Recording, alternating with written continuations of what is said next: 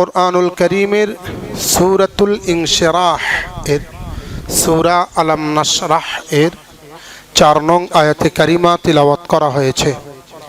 এই আয়াতে কারিমাকে উপলক্ষ করে গত সপ্তাহে আমি কিছু আলোচনা করেছিলাম।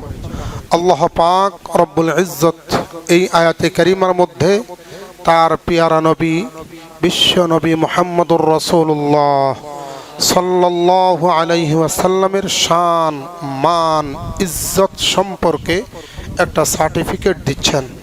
আল্লাহ পাক রব্বুল ইজ্জত বলছেন, ওয়া রাফা'না লাকা যিকরাক, নবী আমি আপনার স্মরণকে, আপনার নামটাকে, আপনার ইজ্জতটাকে আমি সমুন্নত করেছি।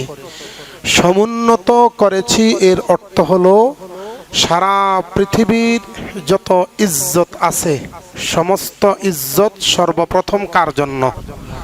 আল্লাহর জন্য।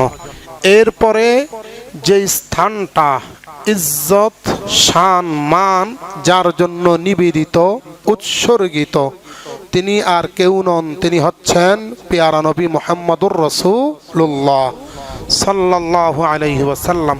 এজন্যই বিখ্যাত দার্শনিক সাকসাদি রহমতুল্লাহি আলাইহি বড় সুন্দর করে বলেছেন, ও নবী আমি আপনার কি প্রশংসা গাইব, আমি আপনার ইজ্জত, মান, আপনার শান কতটুকু, এটা আমি কতটুকু বুলন্দ করব আমার সেই যোগ্যতা নাই। তবে এতটুকু বলতে পারি, আমার আল্লাহর পরে তামাম কায়নাতের উপরে, আল্লাহর পরে তামাম সৃষ্টিজীবের উপরে যে স্থানটা রয়েছে সেই স্থানটাই আমার আল্লাহ আপনার জন্য উৎসর্গিত করে দিয়েছেন। তাহলে পৃথিবীর সবচাইতে মান মর্যাদায় উত্তীর্ণ ব্যক্তিত্বের নাম হচ্ছে মুহাম্মদ সাল্লাল্লাহু আলাইহি সাল্লাম। এটার প্রতি ঈমান আনা, এটার প্রতি পূর্ণাঙ্গ বিশ্বাস রাখা আহলে সুন্নাত ওয়াল জামাতের আকীদা অন্তর্ভুক্ত। এই জন্য বিশ্বাস রাখা চাই। ইমাম মুজাহিদ রহমতুল্লাহি আলাইহি বিখ্যাত তাফসির গ্রন্থ তাফসিরুল কুরআনিল আযীমের মধ্যে উল্লেখ করেছেন, এই আয়াতের পরে আল্লাহ পাক রব্বুল ইজ্জত, আল্লাহ পাক রব্বুল ইজ্জত তামাম দুনিয়াটাকে সৃষ্টি করার আগেও, তামাম কায়নাতকে সৃষ্টি করার আগে, পিয়ারা নবী হযরতে আদম আলাইহিস সালামকেও সৃষ্টি করার আগে কেবলমাত্র আল্লাহ পাক তামাম কায়নাতের যত রূহ আছে সমস্ত রূহগুলোকে সৃষ্টি করেছেন। রূহ আরবি শব্দ, বাংলাতে বলা হয় আত্মা। আত্মা বুঝেন? আত্মা বুঝেন? আত্মা মানে যেটা থাকলে নড়াচড়া করতে পারি, আত্মা চলে গেছে, ডেড বডি হয়ে গেছি, এখন আর এটার কিছু থাকে না, এটার দাম থাকে না। তো আত্মাকে সৃষ্টি করার পর আল্লাহ পাক রব্বুল ইজ্জত সমস্ত আত্মাকে সৃষ্টি করেছেন। এই আত্মার মধ্যে কাকে প্রাধান্য দিবেন, এই জন্য আল্লাহ পাক রব্বুল ইজ্জত একটা মজলিস কায়েম করেছেন, সমাবেশ কায়েম করেছেন। সমাবেশ বলতে সমস্ত আত্মারা, কোন আত্মা? যত আদম থেকে আজ পর্যন্ত যত মানুষ চলে গেছে, যত মানুষ আছে, কিয়ামত পর্যন্ত যত মানুষ আসবে, সমস্ত মানব মণ্ডলীর আত্মাগুলোর সমাবেশ ঘটালেন। একটা সমাবেশ হচ্ছে, ওই সমাবেশের মধ্যে সভাপতি হচ্ছেন মহান আল্লাহ পাক রব্বুল ইজ্জত। আল্লাহ পাক রব্বুল ইজ্জত এইবার বক্তৃতা দিলেন। কি দিলেন? জোরে বলেন, কি দিলেন? বক্তৃতা। সর্বপ্রথম বক্তৃতার মধ্যে যেই বক্তব্য ছিল, যেই কথাটি ছিল, সেটা আল্লাহ পাক রব্বুল ইজ্জত সূরা আরাফের 197 নং আয়াতে কারিমা 9 নম্বর পারার 11 নম্বর পৃষ্ঠার মাঝামাঝিতেই আল্লাহ পাক বলছেন, আলাস্তু বিরাব্বিকুম, ও আত্মারা আমি কি তোমাদের প্রভু নই? আমি কি তোমাদের রব নই? সমস্ত আত্মাগুলো এক বাক্যে বলেছেন, বালা, ও আল্লাহ নিঃসন্দেহে আপনি আমাদের রব। সুবহানাল্লাহ।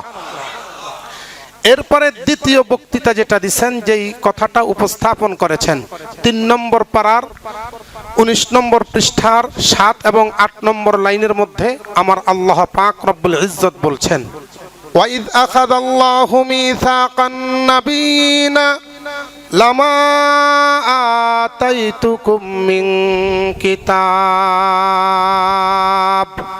সমস্ত আত্মাদের মধ্য থেকে নির্ধারিত কিছু আত্মাদেরকে বলতেছেন, ও আত্মারা। এই রূহগুলা, এই আত্মাগুলো ছিল নবীদের আত্মা।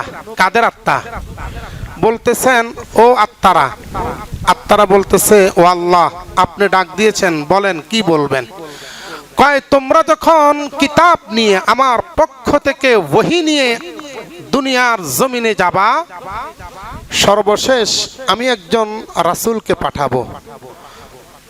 তোমাদের কাছে আমার একটা প্রস্তাব হলো, তোমরা সমস্ত নবীরা আমার ওই নবীকে সমর্থন করবা।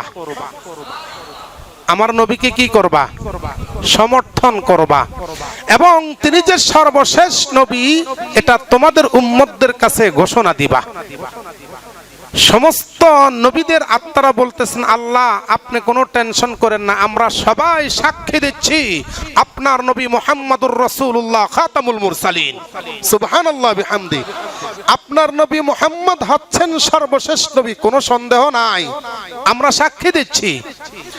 আত্মার জগতে নবীদের থেকে সাক্ষ্য নিয়েছেন আমার আল্লাহ, আমার এবং আপনার নবীর পক্ষে। তাহলে সেই নবীর উম্মত হতে পেরে খুশি না বেজার? জোরে বলেন, খুশি না বেজার? আল্লাহ তুমি আমাদেরকে কাল কিয়ামত দিবসে তোমার হাবিবের সাথে জান্নাতে যাবার তৌফিক দান করো। আল্লাহর নবীকে সর্বশ্রেষ্ঠ বানিয়েছেন, মর্যাদায় আসীন করেছেন। তিনি সর্বশেষ নবী, তিনি সর্বশ্রেষ্ঠ নবী, এটার কিছু প্রমাণ আমি আপনাদের কাছে উপস্থাপন করেছিলাম। আল্লাহ পাক রব্বুল ইজ্জত সর্বপ্রথম প্রমাণ দিয়েছেন কোরআনুল কারীমের মাধ্যমে। দ্বিতীয় প্রমাণ দিয়েছিলেন তিনি হচ্ছেন উম্মি নবী, উম্মি। এই সম্পর্কে আমি আলোচনা করেছিলাম। এরপরে আরো কিছু প্রমাণ আল্লাহ পাক রব্বুল ইজ্জত দান করেছিলেন, যেটাকে আমাদের ভাষায় বলা হয় মুজিজা। কোরআনের ভাষায় অথবা আহলে সুন্নাত ওয়াল জামাতের উলামায়ে কেরামের ভাষায় বলা হয় মুজিজা। এই সম্পর্কে কিছু আলোচনা করেছিলাম। তন্মধ্যে আজকেও আল্লাহ যদি তৌফিক দান করেন কিছু আলোচনা করব। আল্লাহ পাক রব্বুল ইজ্জত সূরা বাকারার 172 নং আয়াতে কারিমার মধ্যে বলছেন, ইয়া আইয়ুহাল্লাযীনা আমানু কুলু মিন তাইয়্যিবাতি মা রাযাকনাকুম ওয়াশকুরু লিল্লাহি ইন কুনতুম ইয়্যাহু তা'বুদুন। ও ঈমানদারেরা, আমি আল্লাহ যেই রিজিক তোমাদেরকে হালাল ভাবে দান করেছি, সেই হালাল রিজিক থেকে তোমরা গ্রহণ করো, খাও, ভক্ষণ করো। ওয়াশকুরু লিল্লাহ, শুকরিয়া আদায় করো কার? ইন কুনতুম ইয়্যাহু তা'বুদুন, যদি তোমরা সকলেই আল্লাহর ইবাদত বন্দেগী করে থাকো, আল্লাহর বান্দা হয়ে থাকো, তাহলে ইবাদত বন্দেগী তার যদি করে থাকো, তাহলে তার শুকরিয়া আদায় করো। আল্লাহর হাবিব সাল্লাল্লাহু আলাইহি সাল্লাম খানা খেতেন অল্প কিছু। হাদিসের মধ্যে এসেছে আল্লাহর নবী খানা খেতেন 2 বেলা। কয় বেলা? 2 বেলা। এক বেলা খাবার খেতেন ঠিক সূর্য যখন এইভাবে পশ্চিম দিকে হেলে পড়ে, আনুমানিক আমাদের দেশের টাইম 12:15, 12:15টার দিকে একবার খানা খেতেন। এরপরে আল্লাহর হাবিব একটু বিশ্রাম করতেন, এটাকে হাদিসের ভাষায় বলা হয় কাইলুলা। আর রাতের বেলায় এশার নামাজের আগে আল্লাহর হাবিব খানা খেতেন। সকাল বেলায় আল্লাহর হাবিব খানা খেতেন তেমন একটা সব সময় তিনি খেতেন এরকম কোনো বর্ণনা পাওয়া যায় না। 2 বেলা খানা খেতেন সব সময়। মাঝে মাঝে এরকমও হতো আল্লাহর হাবিবের ঘরের মধ্যে খাবার পাওয়া যেত না, কয়েক সপ্তাহ পর্যন্ত আল্লাহর হাবিব না খেয়ে থাকতেন। একবার আল্লাহর হাবিব সাল্লাল্লাহু আলাইহি সাল্লামের দরবারে কিছু সংখ্যক সাহাবী আয়েশা বলতেছে, ইয়া রাসূলুল্লাহ ক্ষুধার্ত। হেলে দুলে পড়ে যাচ্ছে। কি ব্যাপার? ইয়া রাসূলুল্লাহ, 3 দিন যাবত খানা খাই নাই, দেখেন পেটের মধ্যে পাথর বেঁধেছি। জামাটা উল্টায় দিয়ে বলতেছে, খানা না খেতে পারার কারণে পাথর বেঁধেছি।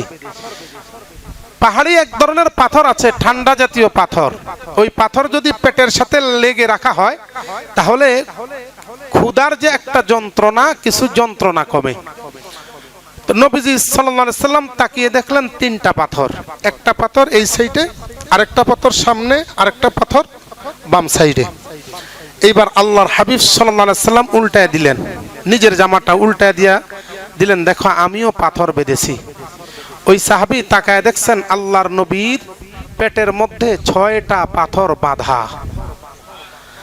যেই ব্যক্তির পেটের মধ্যে 3টা বাঁধা, উনি যদি দেখেন যার কাছে নালিশ দিলাম ওনার পেটে 6টা বাঁধা, তাহলে উনি কখনো আর খাবার চাইবেন? জোরে বলেন, চাইবেন? চাইবেন না। হযরত আবু হুরায়রা রাদিয়াল্লাহু তাআলা আনহু থেকে বর্ণিত, মাদারিজুন নবুওয়াহ 2 নম্বর খণ্ডের 170 নং পৃষ্ঠার মধ্যে উল্লেখ করা হয়েছে। হযরত আবু হুরায়রা রাদিয়াল্লাহু তাআলা আনহু চলতেছেন, টালমাটাল হেলে দুলে পড়ে যাচ্ছেন, হাতের মধ্যে একটা থলে। তো জিজ্ঞেস করতেছেন, আবু হুরায়রা যাচ্ছ কোথায়? ইয়া রাসূলুল্লাহ, 3 দিন যাবত খাবার খেতে পারি নাই, অনেক কষ্ট ক্লেশ করে কিছু খাজুর ব্যবস্থা করেছি, খাজুর। তো এটাতে কি করবা? খাবার খেয়ে ক্ষুধা নিবারিত করব। নবীজি সাল্লাল্লাহু আলাইহি সাল্লাম বলতেছেন, আবু হুরায়রা, আমিও তো 3 দিন যাবত পর্যন্ত খানা খেতে পারি নাই। হযরত আবু হুরায়রা চিন্তা করলেন, আমি খানা খাই নাই, নবীজিও খানা খাই নাই, তাহলে আমার খাবারের চাইতে নবীর খাবারকে প্রাধান্য দেওয়া যুক্তিযুক্ত এবং ঈমান ভালোবাসার প্রমাণ। থলেটা আগাই দিলেন, ইয়া রাসূলুল্লাহ, আপনি খাবারটা খান। তাহলে তোমার অবস্থা কি হবে? আমি ধৈর্য ধারণ করব, আমার আল্লাহর কাছে শুকরিয়া জ্ঞাপন করব। সুবহানাল্লাহ। আমি আল্লাহর কাছে শুকরিয়া জ্ঞাপন করব। ওয়াশকুরু লিল্লাহ, তোমরা আল্লাহর শুকরিয়া আদায় করো। তো নবীজি তাকায় দেখলেন ওটার মধ্যে 3টা খেজুর। কয়টা খেজুর? আমাদের হাজী সাহেবরা যেই খেজুর সৌদি আরব থেকে বর্তমানে কিনে আনে, হুবহু এই সাইজের খেজুর। 3টা খেজুর খাইলে পেটের এক কোণা যায়? যায় না। নবীজি বুঝতে পেরেছেন এই খাবার খেলে আমারও পেট ফুরবে না। এই জন্য হযরতে আবু হুরায়রা রাদিয়াল্লাহু তাআলা আনহুকে বললেন, তুমি আমার কাছে আসো। হযরতে আবু হুরায়রা কাছে গেলেন, যাও মদিনা মুনাওয়ারার মধ্যে কতজন সাহাবী না খেয়ে আছে একটু তলব করে নাও। আবু হুরায়রা খোঁজ করলেন, মদিনা মুনাওয়ারার মধ্যে কতজন সাহাবী এরকম 2-3 দিন পর্যন্ত খানা খায় নাই, এরকম কয়জন আছে খোঁজ করতে লাগলেন। খোঁজ করতে করতে পুরা মদিনা মুনাওয়ারায় তখন তো ঘোরা সম্ভব ছিল না, অর্থাৎ মসজিদে নববীর আশপাশ পর্যন্ত খুঁজে দেখলেন মসজিদে নববীর আশপাশে প্রায় 1,500 সাহাবী 3 দিন যাবত পর্যন্ত খানা খায় নাই। ও ভাই, আমার আর আপনার অবস্থা কি? আমাদের খাবার আমরা ফেলে দিচ্ছি, নষ্ট করে ফেলছি। নবীজি যদি দোয়া না করতেন, বর্তমান সৌদি আরবের মানুষগুলো না খেয়ে মারা যেত। ওদের খাবারের কোনো অভাব হয় না। ইব্রাহিম আলাইহিস সালাম কোরআনুল কারীমের মধ্যে তাদের জন্য দোয়া করেছেন বিধায় আল্লাহ পাক রব্বুল ইজ্জত এত বরকত দান করেছেন, পৃথিবীর আনাচে কানাচে যেখানেই ফল ফ্রুট জন্ম হয়, যেখানেই ফলিত হয় ফল ফ্রুট গুলো, সর্বপ্রথম ওই দেশের মানুষ খাওয়ার আগে মক্কা মদিনায় চলে যায়।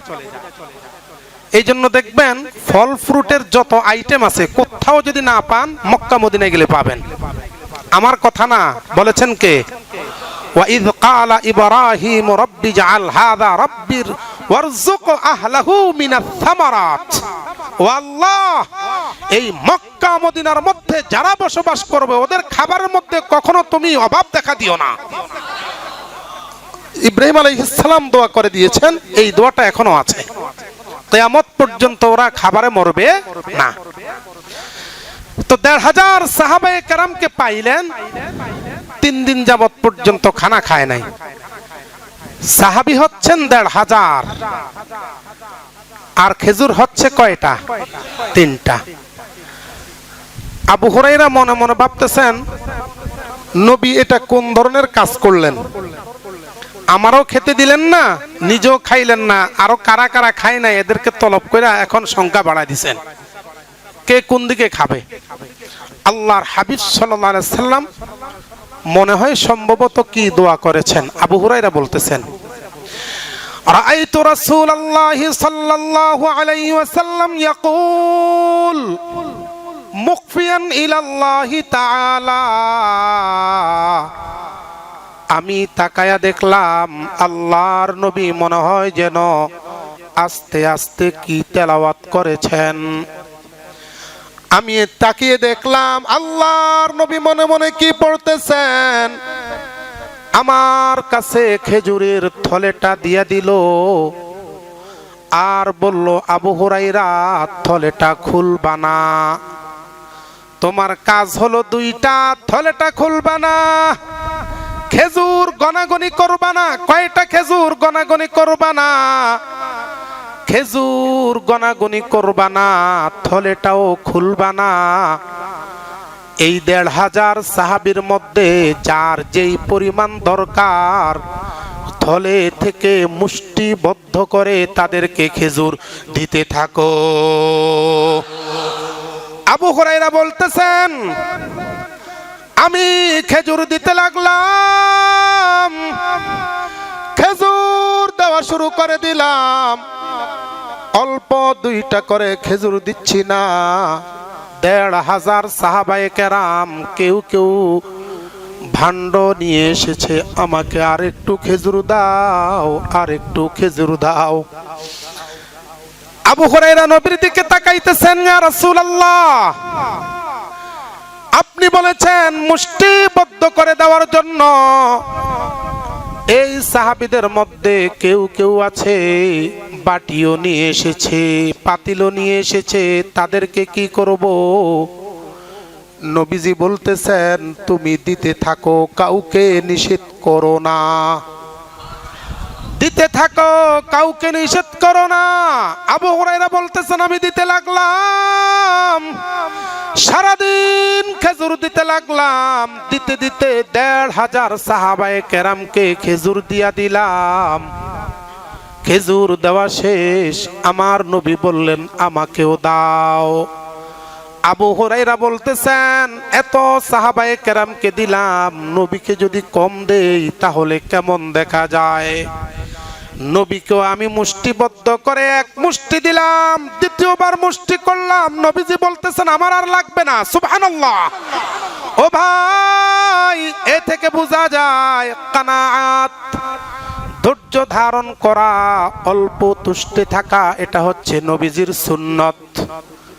আজকে আমাদের মধ্যে এই সুন্নত পাওয়া যায় না, কেবল আমার লাগে, আমার লাগে, আমার লাগে, অপর ভাইয়ের লাগে, এই কথাটা আমাদের মাথায় কোনোদিন খেলে না। নবীজি 1 মুষ্টি নিয়ে বলতেছেন আমার আর লাগবে না।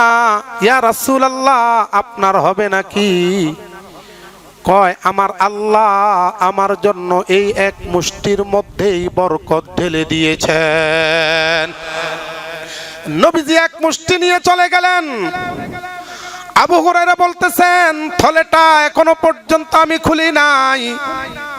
থলেটা নিয়ে বাড়িতে রওনা করলাম। আমি গেলাম, আমার সন্তানদেরকে খাওয়াইলাম, আমার স্ত্রী বাল বাচ্চা খাইলো, প্রতিবেশীদেরকে দিলাম। নবীজি আমাকে বলেছেন থলের মুখ না খোলার জন্য, এই জন্য থলের নিচ দিয়ে আমি টিপ দিলাম কি পরিমাণ খেজুর আছে। অনুমান করলাম আমি 3টা খেজুর ছিল, এখনো পর্যন্ত প্রায় থলের অর্ধেক পরিমাণ খেজুর রয়ে গেছে। এইবার হযরত আবু হুরায়রা শুধু এখানে ক্ষান্ত নয়, আবু হুরায়রা বলতেছেন ওই দিন থেকে আমি থলের মুষ্টিবদ্ধ বন্ধ করে দিলাম, কোনদিন থলের মুখ খুলি নাই। যখন দরকার হতো আমি সেখান থেকে খেজুর নিয়ে খেতাম, আমার সন্তানেরাও খাইতো। আবু বকরের জমানায় খাইলাম, ওমরের জমানাও পার করলাম। হযরত উসমান যেই দিন শাহাদাত বরণ করেছিল, ওই দিন আমার ঘরের মধ্যে কোনো এক ডাকাত ঢুকেছিল। আবু হুরায়রা বলতেছেন, হযরত উসমান যেই দিন শহীদ হয়েছিল, ওই দিন সম্ভবত আমার ঘরের মধ্যে কোনো চোর ঢুকেছিল। চোর ঢুকার পরে আমার ঘর থেকে ওই থলেটা নিয়ে গেছে চোরে। ওই দিন থেকে আমার নবীর বরকত আমার ঘর থেকে চলে গিয়েছে। সুবহানাল্লাহ। তার মানে বোঝা গেল, নবীজি যেই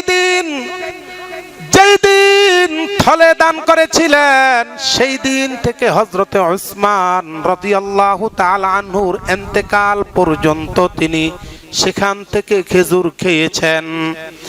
নবীজির ইন্তেকালের পর থেকে হযরত উসমান পর্যন্ত প্রায় 20 বছর, তার মানে 20 বছর পর্যন্ত তিনি সেখান থেকে খেজুর খেয়েছেন। ও ভাই, এই যে বরকত দান করেছেন কে? জোরে বলেন কে? আমার আল্লাহ বরকত দান করেছেন।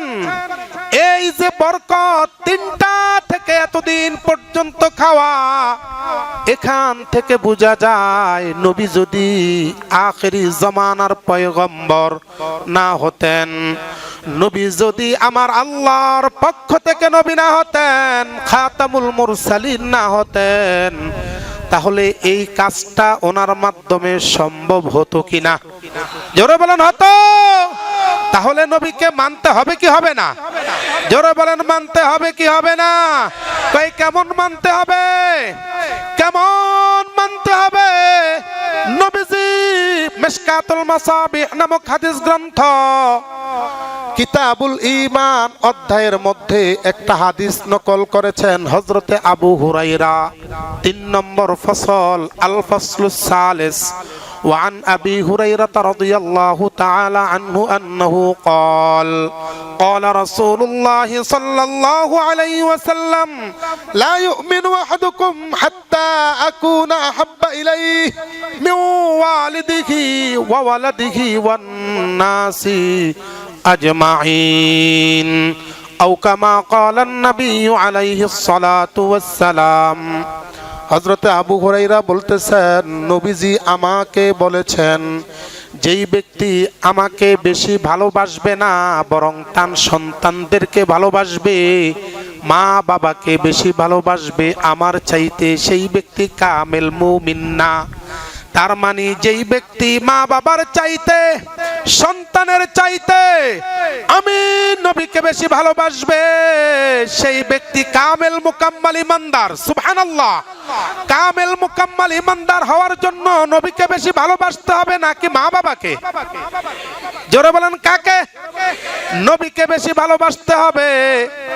ওমর ডাক দেয়া বলতেছেন, ইয়া রাসূলুল্লাহ, আমি তো আপনাকে বড় ভালোবাসি, আমি বড় মহব্বত করি। কয় তুমি ভেবে দেখো, এখনো চিন্তা করে দেখো, তুমি আমাকে ভালোবাসো নাকি? ইয়া রাসূলুল্লাহ, নিঃসন্দেহে আমি আপনাকে ভালোবাসি। কয় কেমন ভালোবাসো? ইয়া রাসূলুল্লাহ, আমার ছেলে আব্দুল্লাহর চাইতেও আপনাকে ভালোবাসি, আমার বাবা খাত্তাব থেকেও আপনাকে বেশি ভালোবাসি, আমার মা উম্মে আনমারের চাইতেও আমি আপনাকে বেশি ভালোবাসি। নবীজি বলতেছেন, একটু চিন্তা করে দেখো। কয় ইয়া রাসূলুল্লাহ, আমি চিন্তা করে দেখলাম আমার অন্তরের ভিতরে আপনার জন্যই বেশি ভালোবাসা। আমার অন্তরের ভিতরে, আমার অন্তরের ভিতরে আমার মা বাবার ভালোবাসার চাইতে আপনার ভালোবাসাটা বেশি। নবীজি বলতেছেন, ওমর তাহলে প্রস্তুত থাকো। ইয়া রাসূলুল্লাহ, কিসের প্রস্তুত থাকবো? কয় তুমি কখনো পাহাড় দেখেছো কিনা? কয় নবী গো, আমি পাহাড় দেখেছি। কয় পাহাড়ের উপরের মধ্যে বৃষ্টি যখন হয়, পানি কি আটকে থাকে না নাকি নিচে নামে? হযরতে ওমর বলতেছেন, ইয়া রাসূলুল্লাহ, বৃষ্টি পড়ার সঙ্গে সঙ্গে পানিটা নিচে নামে। কই কিভাবে নিচে নামে? কয় দ্রুত নিচের দিকে নামে। কয় যেই ব্যক্তি আমাকে বেশি ভালোবাসবে, যেই ব্যক্তি মা বাবার চাইতে আমাকে বেশি ভালোবাসবে, যেই ব্যক্তি তার সন্তানের চাইতে আমাকে বেশি ভালোবাসবে, আল্লাহর নবী বলতেছেন পাহাড়ের উপর থেকে পানি যত দ্রুত নিচের দিকে নামে, ওই ব্যক্তির উপরে আল্লাহ তাআলার পক্ষ থেকে পরীক্ষামূলক কাফের বেঈমান মুশরিকদের পক্ষ থেকে তার চাইতেও দ্রুত আযাব গজব আসবে। হযরত ওমর বলতেছেন, নবী গো, সেই সময় কি করব? কই সেই সময় তুমি ধৈর্য ধারণ করবা। যদি জিহাদ ফি সাবিলিল্লাহর ডাক আসে, জিহাদ ফি সাবিলিল্লাহর ডাক আসে, তাহলে তুমি জিহাদ ফি সাবিলিল্লাহ করার জন্য বের হয়ে যাবা। প্রথম কথা হলো ধৈর্য ধারণ করবা, দ্বিতীয় কথা হলো জিহাদ ফি সাবিলিল্লাহ করা। প্রথম কথা ধৈর্য ধারণ করা, সবর করা, দ্বিতীয় কথা জিহাদ ফি সাবিলিল্লাহ করা। তাহলে কাফের বেঈমান মুশরিক বর্তমানে আমাদের উপর নির্যাতন করতেছে কিনা? করতেছে কিনা? ধৈর্য ধারণ করতে হবে। ধৈর্য ধারণ করার অর্থ এটা নয় আমার ভাইকে মারতেছে আমি বেঁচে গেলাম, এমন এমন আমার ভাইকে মারতেছে প্রতিবাদ করতে হবে, ঠিক কিনা বলেন? আমার ভাইকে নির্যাতন নিপীড়ন করতেছে, ওই দেশের যত পণ্য আছে বর্জন করে ফেলতে হবে, ঠিক কিনা বলেন? ইন্ডিয়ার পণ্য ব্যবহার করা বৈধ কিনা? বৈধ আছে, তবে বর্জন করতে হবে। মুসলমানদেরকে মারতেছে, মসজিদ শহীদ করতেছে, বাবরি মসজিদ শহীদ করেছে, বর্তমানেও মসজিদ শহীদ করেছে। অতএব আমার জন্য আপনার জন্য পাখি ড্রেস কিনে দেওয়া জায়েজ হবে কি? জায়েজ হবে? কিরণমালা কিনে দেওয়া জায়েজ হবে? ইন্ডিয়ান চ্যানেল দেখা কখনো জায়েজ হতে পারে? বুঝতেছেন কথা? বুঝতেছেন? ওদের চ্যানেলগুলো চালাইলে অ্যাডভার্টাইজ আসে কি আসে না? টাকা কামাইতেছে, চাইতেছেন আপনি, গুনাহ কামাইতেছেন আপনি, টাকাটা নিয়ে যাচ্ছে ও। আহারে বোকার দল, আমরা যে কত বোকা! দেখলাম, দেখার পরে গুনাহ কামাইলাম, গুনাহ কামানোর পর টাকাটা দিয়ে দিলাম। উল্টা যদি হইতো তাহলে না লাভবান, উল্টা যদি হইতো তাহলে লাভবান ছিলাম। আমি দেখলাম, টাকা নিয়ে আসলাম, গুনাহ ওরে দিলাম, তাহলে না লাভ হইতো? টাকা দিয়ে দিলাম, গুনাহ কামাইলাম, সময় নষ্ট করলাম, টাকাটা সে নিয়ে গেল। আমার মতো বোকা পৃথিবীতে আর কেউ হইতে পারে?